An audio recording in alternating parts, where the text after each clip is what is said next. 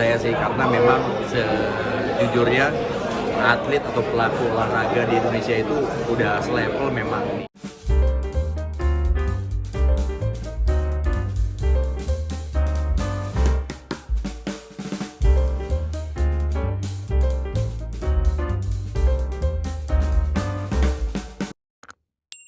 Hari ini lagi preskon Santini Jebret Media Award. Ini salah satu bentuk apresiasi dari Jebret Media untuk dunia olahraga di Indonesia. Pelaku-pelaku olahraga nggak cuma atlet, nggak cuma pelatih, tapi bahkan orang-orang yang terlibat di keolahragaan Indonesia itu mendapatkan apresiasi dari Jebret Media ini. Dan bagus banget sih kalau buat saya sih, karena memang sejujurnya atlet atau pelaku olahraga di Indonesia itu udah selevel memang dengan dunia keartisan gitu, sama-sama punya nilai selebrita yang tinggi gitu. Jadi memang udah selayaknya atlet bahkan pelaku olahraga di Indonesia itu mendapatkan tempat yang layak dan pada tempatnya. Dan udah beberapa olahraga ini kan memang selalu jadi viral kan di Indonesia. Nggak cuma sekedar sepak bola, bahkan bulu tangkis, tenis, terus apalagi banyak sih. Jadi layaklah mereka untuk dikasih spotlight sebesar ini. Ini kan banyak nih selebriti yang terlibat, mungkin olahraga ini gimana tanggapannya? Banyak selebritis yang terlibat. Tadi yang seperti gue udah bilang, jadi nggak cuma pelaku atau atletnya aja atau bahkan pelatihnya, itu selebritis atau artis yang masuk ke dalam nominasi ini, bahkan juga influencer,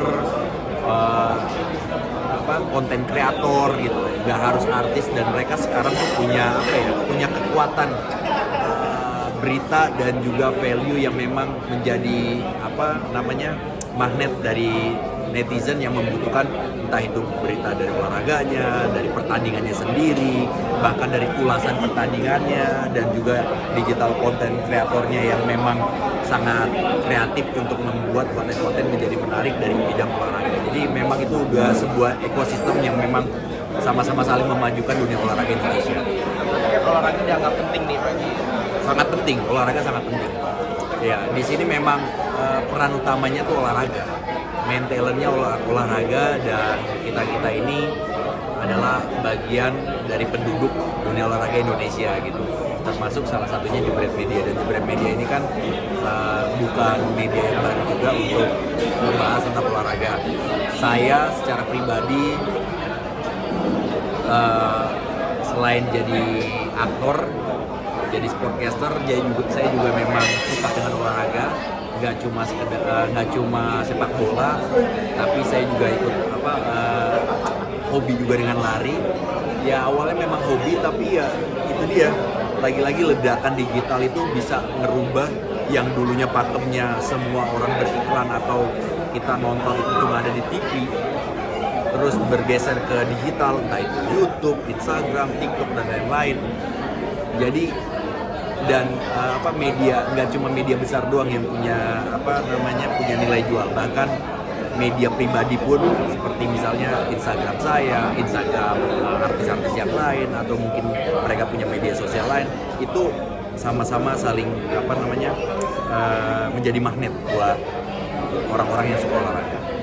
Kayaknya Mas Jebret juga bilang sekarang lebih tertarik ke dunia sportcaster itu. Mungkin seperti apa? Ya itu dia, awalnya saya suka memang dengan sepak bola, terus mendapatkan tawaran untuk kerja jadi sportcaster, dan berhubung saya udah nonton bola dari kapan tahu, jadi memang buat saya itu adalah hobi yang menghasilkan. Nah,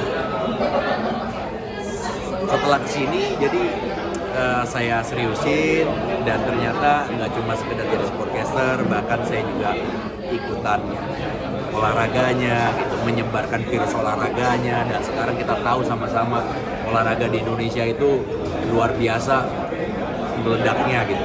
apalagi cabang olahraga yang kategorinya besar ya, kayak sepak bola gitu, badminton, volley, dan saya yakin di tempat-tempat yang memang jadi pusat dari daerah tersebut punya tempat olahraga, dan olahraga itu tempat olahraga yang disewain itu pasti jam-jam prime time itu pasti penuh. Nggak cuma lapangan futsal ya kan, bulu tangkis pasti penuh. Sekarang aja saya sama istri juga kemarin kita main bulu tangkis sama-sama gitu. Ini bagus banget.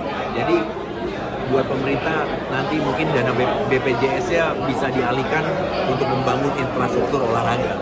Jadi masyarakatnya bisa mencegah dari yang namanya penyakit terlebih dahulu. Kan sedia payung sebelum hujan. Jadi sehatin badannya dulu sebelum, jangan sampai badan kita sakit.